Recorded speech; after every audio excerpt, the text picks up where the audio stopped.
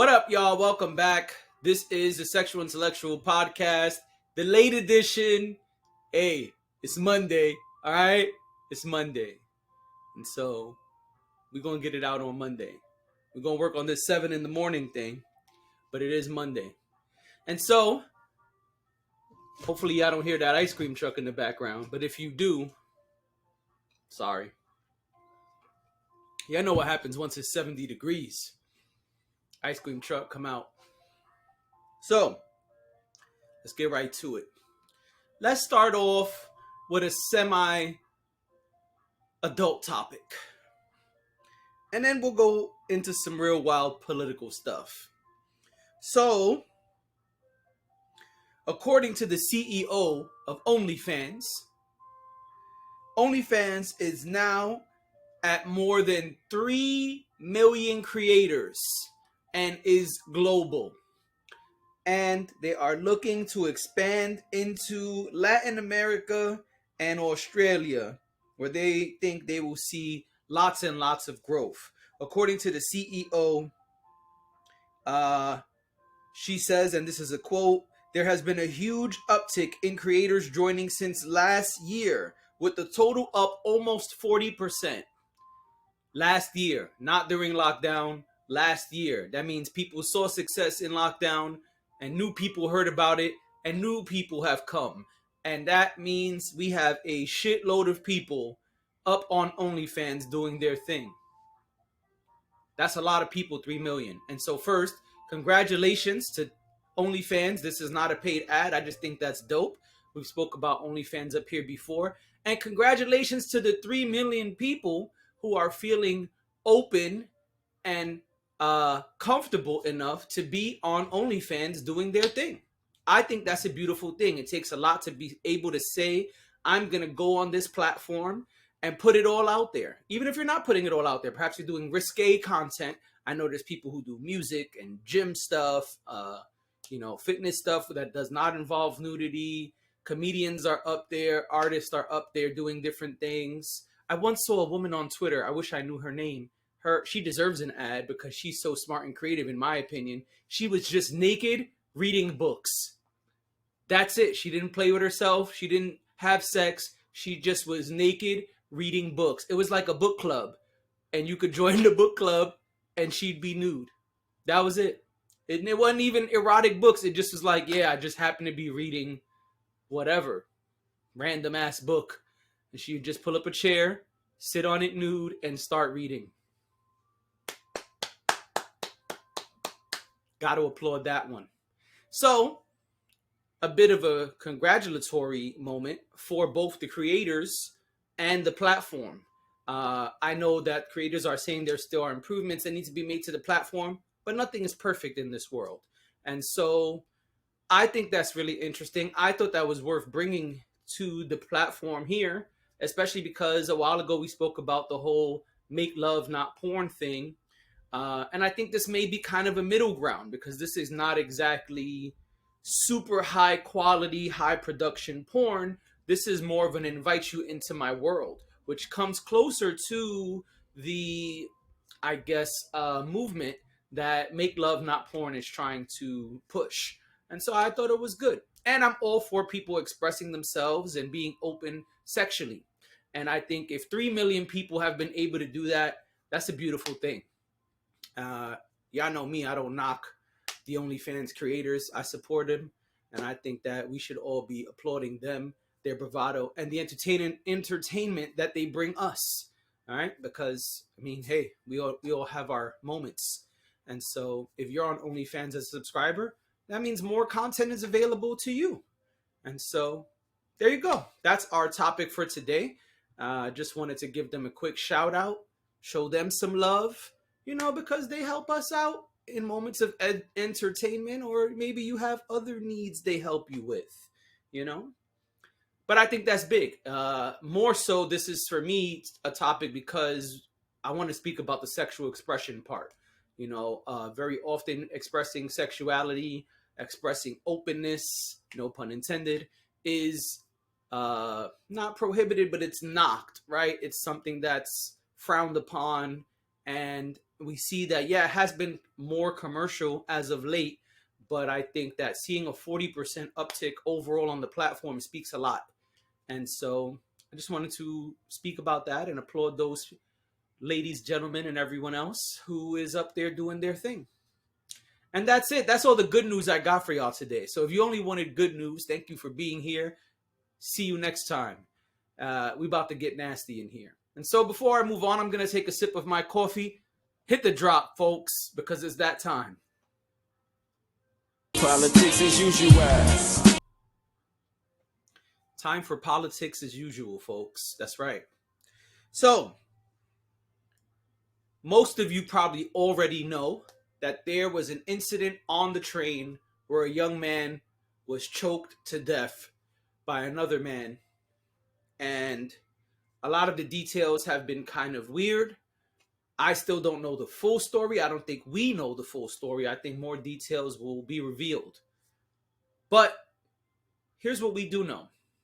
We know, let me get the young man's name because we've got names and stuff to talk about here. So the young man's name is Jordan Neely. We know that Jordan Neely was a homeless man and a performer. He was on the train with ex-Marine Daniel Penny. And Daniel Penny choked the life, literally, out of Jordan Neely. That's what we know. And so that's what happened. Jordan Neely is no longer with us. And Mr. Penny was taken into custody and released. That's what happened at first. And so I got to talk about a guy I talk about a lot up here. And we're going to get back to the Marine and Mr. Neely in a moment. But you probably guessed already who I'm about to talk about. Yeah, Mr. Mayor Eric Adams. And so Eric Adams has been vocal about this situation. In fact, he is using this situation to try to push an agenda that he has been pushing for a while. And that is McNasty. And we are going to talk a little bit about that. And so, last Wednesday, Mayor Eric Adams spoke about the incident. He said in a speech Wednesday at City Hall that, let me see, where's this quote? He says, "It's time to build a new consensus around what can and must be done for those living with serious mental illness and to take meaningful action despite resistance and pushback from those who misconstrue our intentions." He continued, citing Neely's past as an example of why this initiative is vital. Quote, "I want to say up front that there were many people who tried to help Jordan get the support he needed. But the tragic reality of severe mental illness is that some who suffer from it are at a," well, I put A in there, "some who suffer from it are at times unaware of their own need for care." Okay? Why is he saying this? He's saying this because he is pushing an agenda where people are forced into hospitalizations for mental illness. Okay? That is why. If you know, I think it was back in November. I'm trying to see if the article cites it.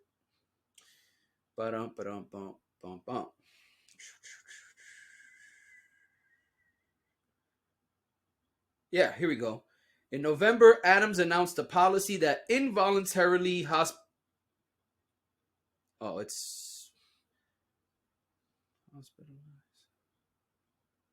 The article has a typo.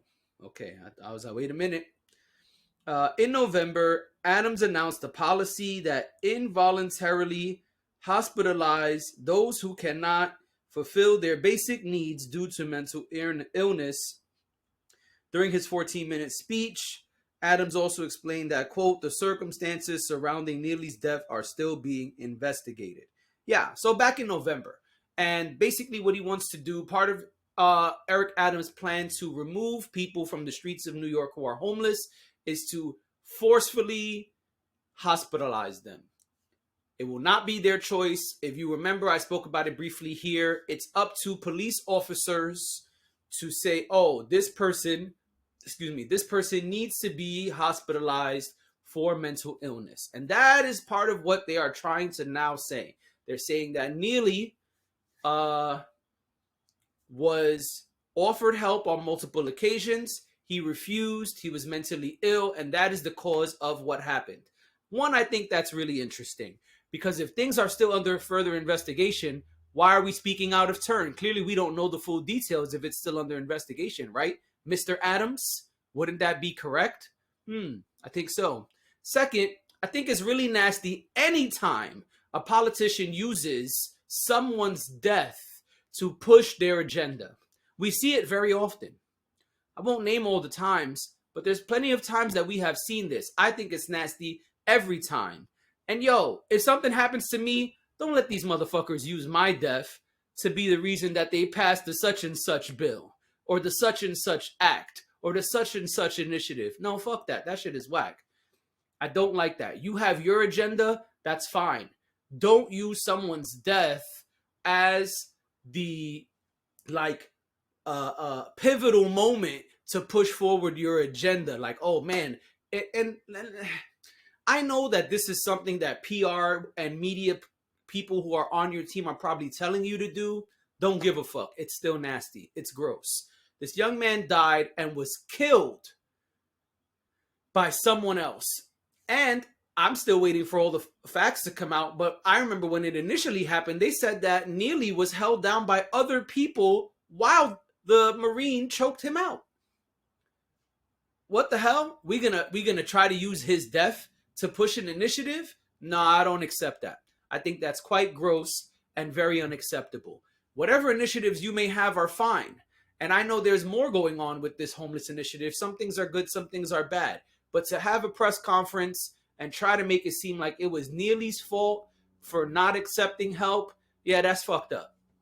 Because whether he accepted help in those moments or not has nothing to do with him being choked out on the train, nor does it justify him being killed on the train by this other man. And so that, I think, is wrong.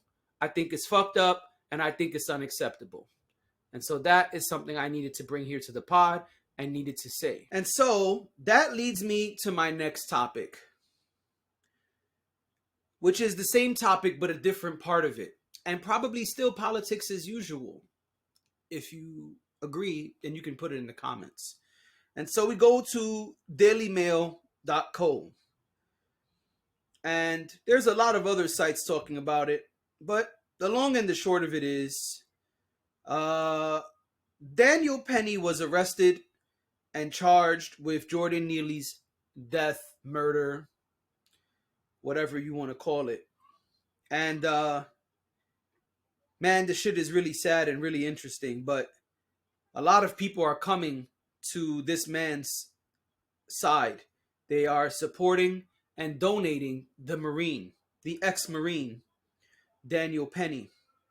They are donating thousands and thousands of dollars.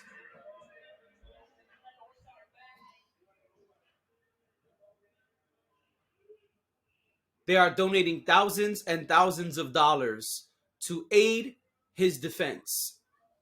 This includes politicians. This includes politicians coming out and saying publicly that they support this man. It's really nasty. And so I just want to say, oh, he's being charged with second-degree manslaughter, which is also bullshit in my opinion, but we'll get there in a minute. And so as of Monday morning, an online crowdfunding campaign set up by the Marine's attorney. I'm not going to keep calling this motherfucker a Marine. I don't care if it's in the article or not. Penny has received, around 40,000 donations amounting to more than 1.9 million. The new number they're saying is 2 and change, over 2 million. But this article that I pulled up says 1.9 million. Support for the Marine, they're going to keep saying that shit. Support for Penny has grown quickly, nearly doubling in less than a day. On Sunday, the campaign page hit the $1 million mark soon after Florida Governor Ron DeSantis shared a link in a tweet. It's really wild to me the way that this shit is going down.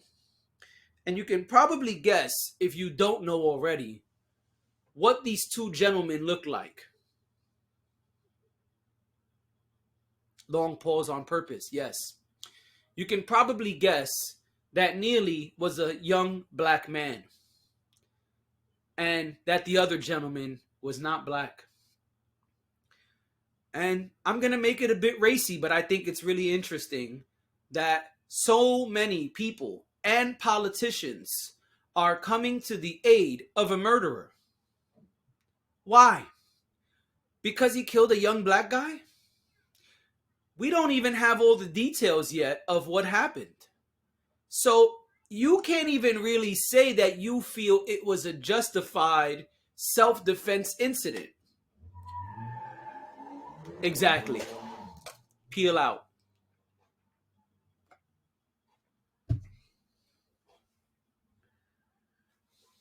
There's so much left to be uncovered. I think it's truly disgusting that these politicians are jumping to donate to this situation. And yes, there's a lot to say about who the young man's father is. He's connected and all these other things. Awesome. I don't give a fuck. I don't care about Penny's connections, Penny's families. What I care about is the incident. What I care about is another black man being killed publicly. This happened on the train. The train. It didn't happen when he stepped on someone's private property. It didn't happen because he was robbing a liquor store at gunpoint. No, it happened on the train, a public place. That's where it happened. In a public place. Okay? Now, I gotta beg the question. I gotta ask. It makes me curious. Why are they donating? And why are they donating so quickly? You don't think it's racially motivated? Cool. Great. I never seen people come out in droves and donate millions and millions of dollars to Joe Schmo. I've never seen that. I've never seen people donate to someone's defense in this way. In fact, I don't think anyone has, because the platform that it's on crashed. It was overwhelmed with the amount of donations. That only usually happens when a platform is not built to withstand the amount of traffic that it is receiving. Meaning, there's a lot of people fucking donating. Why are they donating? Well, they said the uptick happened after that guy from Florida said what he said in a tweet. Well, yeah, you can imagine who the people are that are following that guy. A very big mouth Republican guy. It's probably because his followers feel they share some of the same fundamentals that he does. And so, yeah, I'm going to donate because my guy, who I feel very similarly about, the people, his fans, definitely not me. They're seeing that and saying, oh, yeah, if he's getting behind this cause, so am I, because I support him. Well, if you support him and you're donating, man, that's fucked up. And honestly, fuck y'all all for that shit. I don't have a problem saying it. I don't give a fuck. I truly do not. I think this is really wrong. And I gotta be honest, I do think it's racially motivated. And if I'm wrong and it is proven that I'm wrong, I have no problem apologizing. But man, I gotta wonder what would happen if it was a reverse situation. If a white homeless man was killed by a black ex-Marine. I wonder what would happen there. Probably not millions of dollars of donations. Probably not a Republican guy with very strict core beliefs donating and tweeting. And probably not someone who's trying to run for another office donating $10,000 and making that a public thing. Probably not. They probably use back channels and other ways to donate if that was the case. I don't think it would be so public and so what word I want to use here? I don't even know. I don't think it will happen so quickly. That's number one. I don't think it would be so public. That's number two. And number three, I don't think it would be something that people are putting public statements out about either.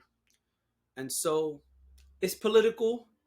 Clearly, we know Ron DeSantis is trying to run for president.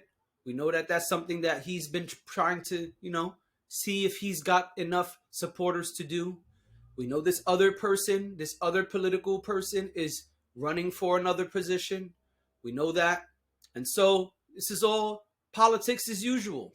Once again, it's about agendas. It's usually not about people. I think it's fucked up. I want to say, fuck y'all, middle finger to y'all. And I want to say, pay attention, people. Another black man has been killed in front of us. And I'm sure there's more footage coming soon, especially if there were people who were able to take pictures and things like that of parts of the incident. I'm sure there's some video footage with the full situation unraveling itself. And I'm just going to add this one more piece here. Aren't Marines taught multiple ways to stop people from being able to move and attack them? Did we have to completely choke this person to the point of death? There was nothing else you could do. You couldn't broke a leg, broke an arm, use the pressure point to make him take a nap. None of those things. The only thing we can do is kill a black man. That's the only thing we can do with all of the Marine training. Is that all you can do, Mr. Penny? That's it? Nothing else? What about the people who were there, the 4 people who allegedly held him down? Y'all couldn't have thrown him off the train at the next stop? Y'all couldn't have pushed him away and kept the 2 gentlemen away from each other? Nothing else we could have done, right? We could just kill black men. That's it, right? Is it because we don't value the lives of black men? Is that why? Or was it that Mr. Neely was such a danger to you and society that he had to go? And if that is the case, who the fuck made you judge, jury, and executioner? Just want to know. Inquiring minds want to know. It's sad that this is the focus of the pod. It's sad that this is the state of society, but it is what it is. This is where we are. And until we work together to fix these things, that's where it's going to stay.